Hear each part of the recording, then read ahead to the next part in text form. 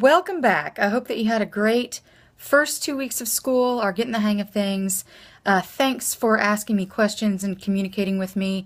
Please continue to do that if I can help you understand Blackboard or the assignments or life in general. So not that I know a whole lot about life in general, but I'm glad you're here and I'm glad you're in this class. So this week, this unit, these next 2 weeks, I have assigned your facility areas that you're going to be auditing. And I have also assigned the people or person that you are going to be working with. So this week you are going to have to hustle and start putting together your checklist of facility standards and guidelines. And those are due, the first draft is due this Friday. So you've got 1 week to work on a rough draft of your standards and then another week to clean it up and get it final. So that's the big thing that we're working on these 2 weeks.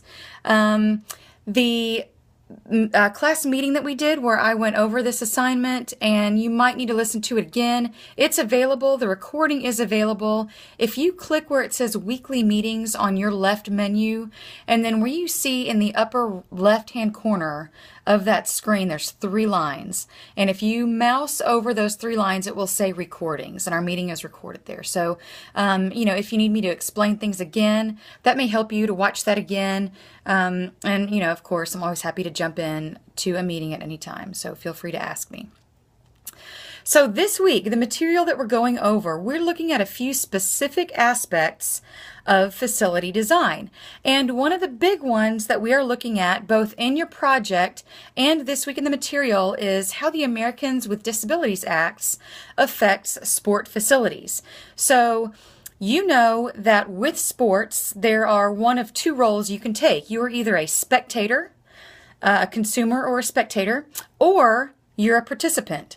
And the Americans with Disabilities Act ensures that both types, whether you're a participant or a spectator, both types can continue to participate and enjoy sports. And that has to do with a lot of aspects of facility design, including doorways, steps, elevators, toilets and sinks, as well as playing surfaces, fitness equipment, pool entries, and things like that. So we have both the spectator aspects and the participant aspects, as you can kind of distinguish just from the list I gave you just now. So everybody's got some ADA standards in their facility checklist that they need to be finding. So I really want to emphasize that and emphasize that the ADA standards and guidelines are a good thing in sports. It enables inclusive and universal participation, and we use sports for the good of society. And so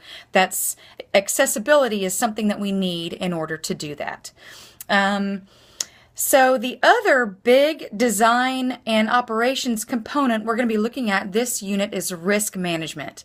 So risk management is big in our field, and that's because sports is full of risk. It just is. There's something called inherent risk in sports. That means you can't take away all the risk and still have it be sports. It wouldn't be sports anymore if we took away all of the risk. So we have some techniques to minimize risk, and those techniques are minimizing it, making the participant aware of it, notifying the participant, and then transferring as much risk as we can to the participant with waivers and things like that. So with this unit, we're going to be looking at some risk management components that a facility manager would have to think about, such as appropriate signage, and then some of the physical aspects of the facility structure itself that need to be safe for participants. So those are the 2 big things we're looking at this week, ADA and risk management. I hope you have a great week. I look forward to working with you on your checklists, and I'll talk to you soon. Bye-bye.